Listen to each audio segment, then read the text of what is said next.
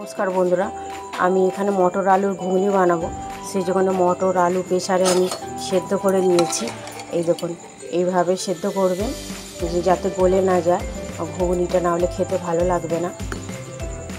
আর এখানে পেঁয়াজ, আদা, রসুন এখানে কেটে রেডি করে নিয়েছি, এটাকে পেস্ট করে নেব। কড়ার মধ্যে শুকনো লঙ্কা, তেজপাতা, পাঁচফোড়ন দিয়ে দিয়েছি। আর এখানে সব মশলাগুলো আমি এখানে জলে গুলে রেডি করে নিয়েছি। হলুদ গুঁড়ো, লঙ্কা গুঁড়ো, জিরে গুঁড়ো, ধনে গুঁড়ো, হালকা চিনির দানা, লবণ দিয়ে ভালো করে মিশিয়ে নিয়েছি। আর আদা রসুনের এখানে পেস্টটা রেডি করে নিয়েছি। আদা রসুনের পেস্টটা এখানে কড়ার মধ্যে দিয়ে ভালো করে একটু কষিয়ে নেব। তারপর সব মশলাগুলো এর মধ্যে দিয়ে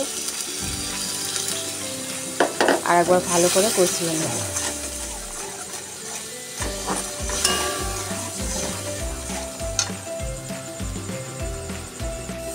মশলার মধ্যে থেকে তেলটা ছেড়ে দিয়েছে, তখন ভাববেন যে মশলা কষানোটা রেডি হয়ে গেছে। এখন এর মধ্যে আমি মটর আলু সেদ্ধ করাটা দিয়ে দেব।